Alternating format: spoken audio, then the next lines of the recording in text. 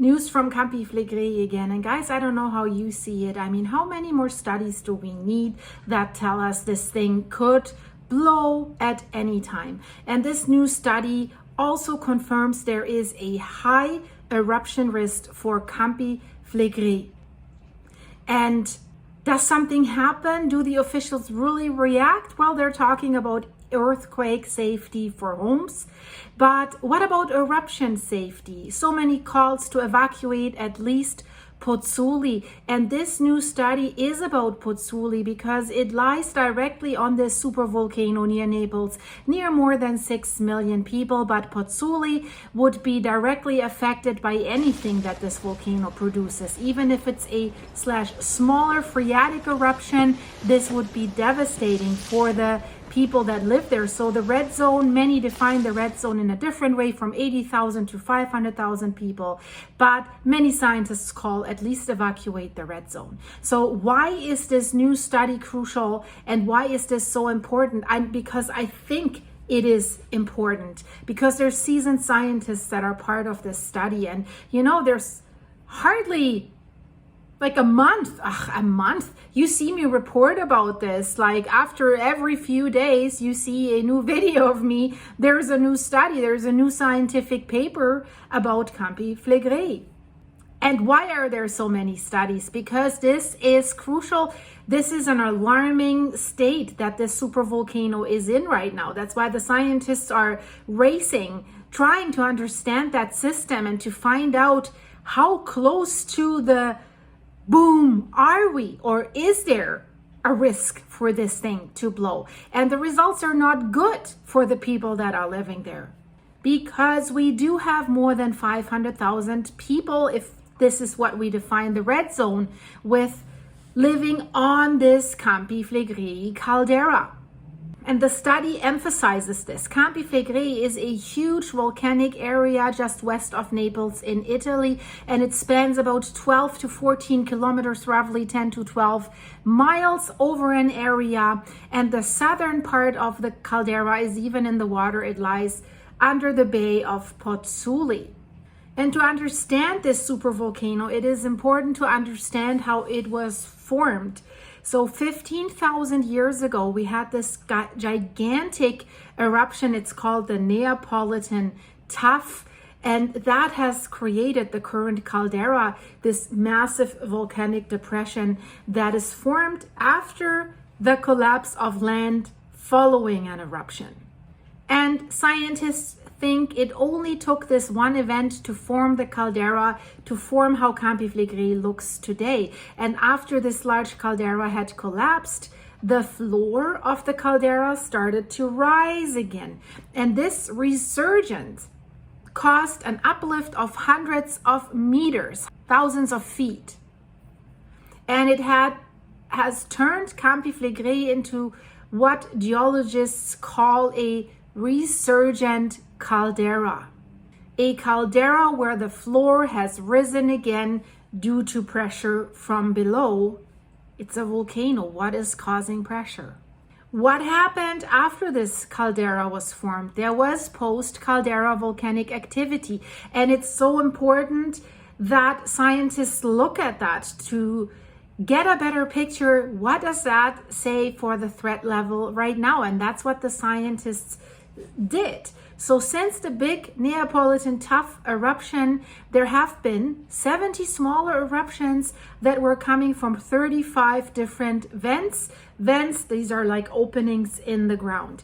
And these eruptions have produced lava domes, bulging mounds of lava. They have produced explosive hydromagmatic eruptions that were caused by magma interacting with water. That is always very explosive if magma meets water.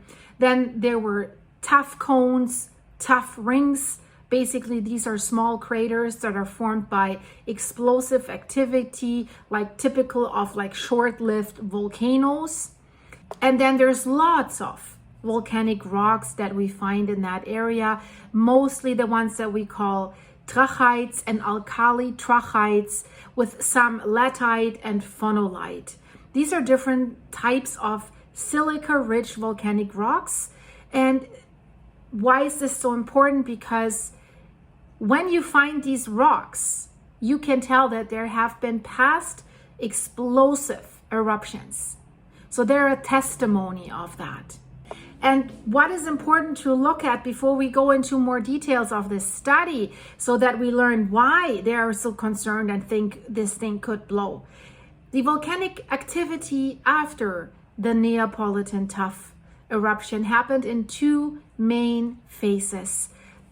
14,000 to 8,200 years ago, there were frequent eruptions during that time frame. And then 5,800 to 3,700 years ago, it was another active phase. But between phase 1 and 2, there was a quiet period, basically from 8,200 to 5,800 years ago, where the ground was actually subsiding. It was sinking. It was not lifting up. And there were no eruptions during that time. So that's why some scientists, and one of them is also a co-author of that study, get so angry when the officials are saying, oh, the current Brady seismic crisis, the land rising, earthquakes, all that stuff, it's always been normal for Campi Flegrei. No, it has not. There have been quiet periods with land subsidence even. So are we before the next eruption? That is what this study is hinting at, but it's showing us evidence of much, much more. If we look at the most recent eruption, 1538 AD, Monte Nuovo was created, and that's when Campi Flegrei erupted the last time, after this quiet period. This cone, Monte Nuovo, that is clearly visible today, last eruption to date. And this eruption is especially important to help us to draw conclusions for the next one that is coming. Because now since 2005, the scientists have been observing this Brady seism, a disturbing mix of ground uplift, the land rising, these earthquakes that are accelerating in the numbers and in the magnitude, and these increasing gas emissions with now significantly increased temperatures. And now these scientists are having a very close look at this last eruption of Monte Nuovo. It's the only documented magmatic eruption in recent history. Before, there were no records or testimonies about that. So their goal was to learn from that past to better assess the present risks. And they have done an assessment of the present risks. Not good, I can tell you that. So they have looked at historical chronicles, maps that they found, eyewitness accounts, and they have compared this with modern geological and geophysical data. And they were able to create a really precise picture of the events that happened in 1538, 400 something, almost 500 years ago. And how this Campi Flegrei supervolcano was behaving before the Monte Nuovo eruption exactly matches the scheme that it's showing now. And that is so frightening. If you go to Pozzuoli, there's tourist attractions from ancient time, the Temple of Serapis, the Via Herculae. They're near the port of Pozzuoli, where we have the highest land rise. The port of Pozzuoli is running dry. You see pictures of fishing boats running dry, grass growing in the harbor. So the scientists in this study have reconstructed the history of the ground deformation in this area. And interesting is the Temple of Serapis, because these columns, they're telling a story. If you look at the columns, there's traces of drilling clams on the columns. And that is only possible if the columns have once been in the water, covered by seawater. So that means the ground has been significantly lower, below sea level. So if we look at figure 1a here, the red line is the caldera that was formed after the Neapolitan tuff eruption, but basically everything within the green line is the center of the activity that we're looking at right now. What you see here in the next graphic in B is the map of the Campi Flegrei caldera, and the red circle indicates the craters of the first post-volcanic caldera phase, and the blue triangle indicate the craters of the second phase. And the area that we see within the red dashed circle, that represents this resurgent block of the Neapolitan tuff eruption that is extending into the Bay of Pozzuoli, into the water. And interesting to say is that this second phase, this is crucial for the scientists now to give us this prediction that they have given us for what could happen now. The second post-caldera eruptive phase was preceded, so the whole phase, by a 30 meter, that's 100 feet, uplift rise of the sea level. And the eruptive centers of that episode, their distribution reveals that during this first post-caldera phase, they were distributed around the resurgent block. And in the second phase, among 13 volcanic edifices that they found, 7 occurred within the resurgent area. So for the scientists, they say that the second post-caldera phase, 5,800 to 3,700 years ago, is their point of primary reference that helps them define the future eruptive scenarios following this eruption of Monte Nuovo in 1538.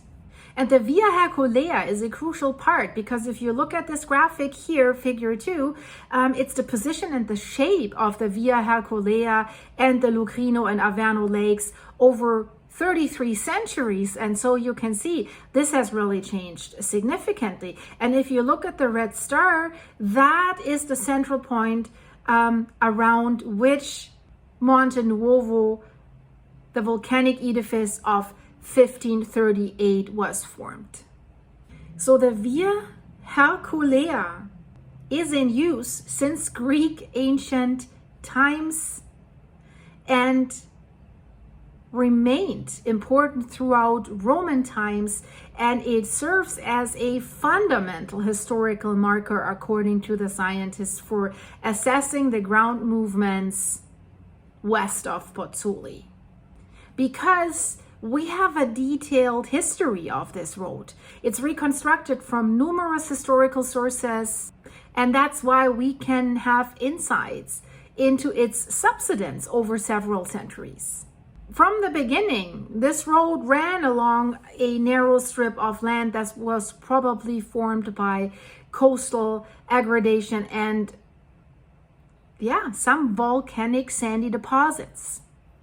And it only had an elevation just a few meters, a few feet above sea level.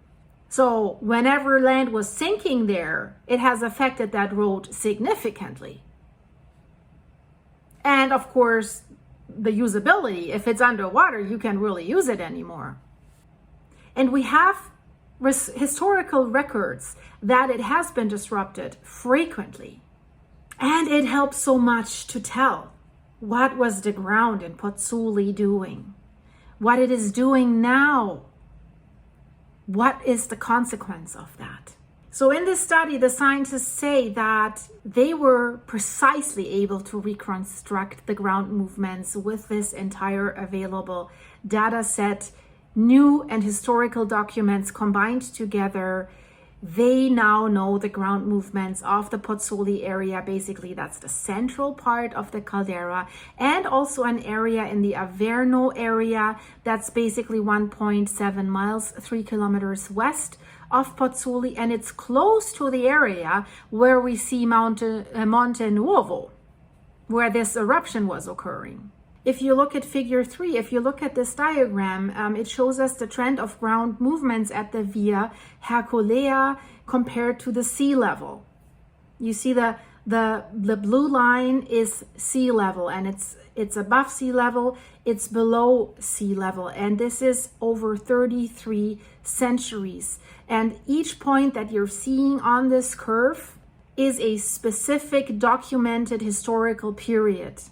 And when we see these dashed red lines, they represent the hypothesized, this is a tongue breaker, subsidences of the area. The first one is connecting to the likely initial elevation. The second one is showing the likely subsidence path in the absence of the restoration works. And the third one is showing the likely uplift that is linked to the 1538 eruption.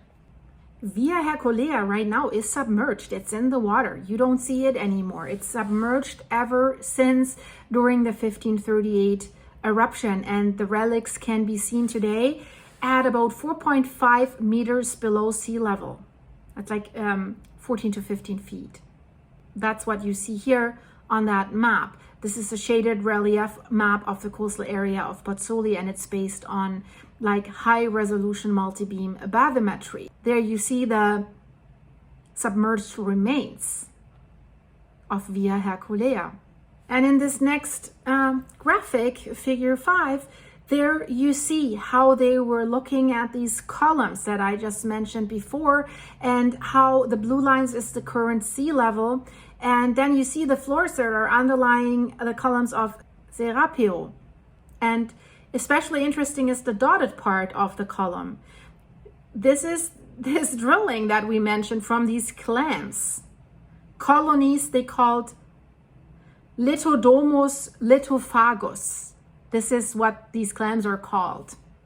So it's interesting. There's many historical testimonies about these columns, about this area, and they have used all that. I don't want to go into detail with every description. I'm just showing you some of the graphics here so that you can get an impression how this has worked.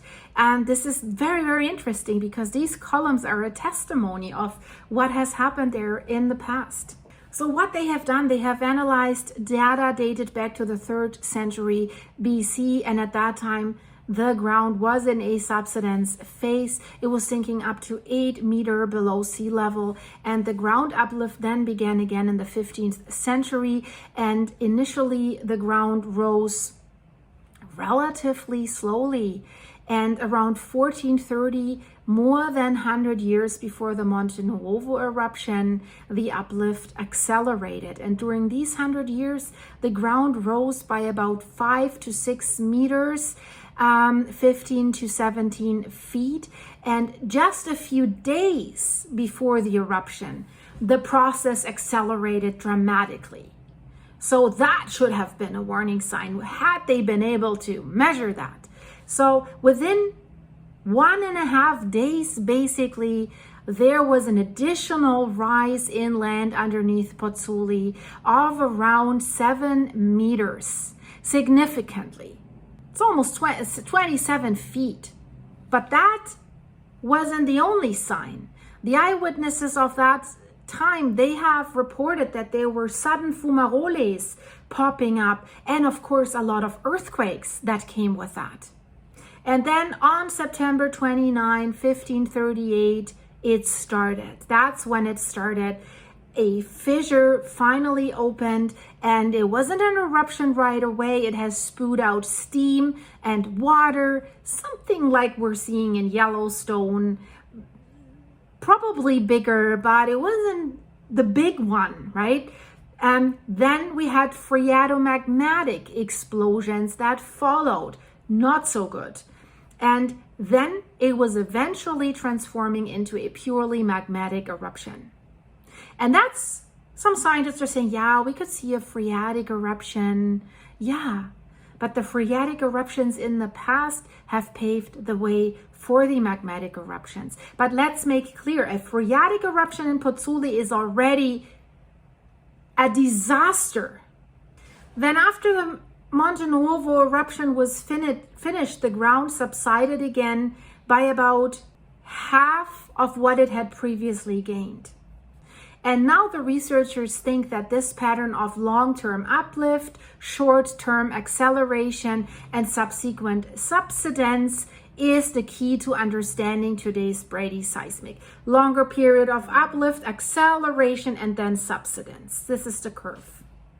This is the key to understanding what is going on at Campi Flegrei right now with the current bradyseismic phase. A slow episodic uplift and subsidence movement have characterized the region now for decades. Since the Monte Nuovo eruption, in total, the ground has risen over 4 meters. It's reaching 5 meters, 15 feet. So what the takeaway of this study is: 2 possible scenarios that they take away from looking into the past. We have a best case scenario and we have a worst case scenario. The best case scenario is the magma underneath Campi Flegrei keeps doing what it's doing, but it doesn't find a way to the surface. It remains confined to a deeper layer. Pressure is released only through intensified fumaroles and possibly minor phreatic eruptions. But that's already bad because the people are living right on it. The fumaroles are even in the subdivision, so to speak. So the best case scenario is already a bad scenario. And then we come to the more delicate scenario, which would be really, really bad.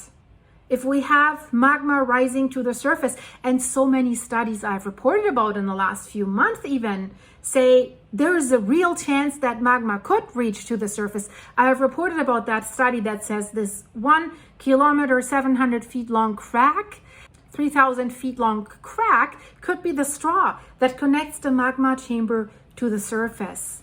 So, and if more magma is rising up from deep below, like a fresh influx of magma could mobilize the so-called magmatic mush. This is how they call it, beneath the caldera. And this mush consists of a mixture of magma, melt, and crystals. So say we have a vein that forms. It could work its way to the surface and then culminate in an eruption. The straw. And in that study with the straw, they told us how much more pressure is needed for something to happen, and it's only a tiny, tiny, tiny amount. Possible location is probably on the edge of the so-called resurgent block, that is the uplifting central region of the caldera. So they think it's going to be on the edges of that area. So really what we can take away is that this study warns us. It gives a dire warning, and they say today's measurements show clear parallels to the signs of 1538. So if we now see a sudden acceleration of ground uplift that is combined with earthquakes, fumarolic activity and all that, this would be particularly critical. It could indicate an immediate magma intrusion. Magma intruding in lower depth. We had that in the 80s, but magma didn't make it to the surface. But it can make it to the surface. The caprock layer now has only a third of its strength left that it had in the 1980s. So this is what they're saying. And scary enough, last year when we had, for the first time, this magnitude 4.4 earthquakes. I mean, we've had 2 4.6 since then. There was an acceleration in the ground uplift. It had doubled at that time. So scary, scary things, guys. I really think they should start about relocating the people. If they don't want to do it really drastically, at least start, even if it's slow, start. Whoever you can convince to move away or help them to move away is one person's life saved. So I hope you found that interesting, guys. Let me know if you want to support the channel. Scroll down to the description. The link is in the description. Buy me a coffee at my buymeacoffee.com/silky site. I'm thankful for everyone who's doing this. Thank you, guys. Thank you for your supers.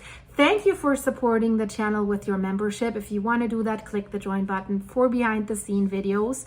And hype the video, like the video, and click the videos in the end screen. Crazy stuff is going on, guys. Bye.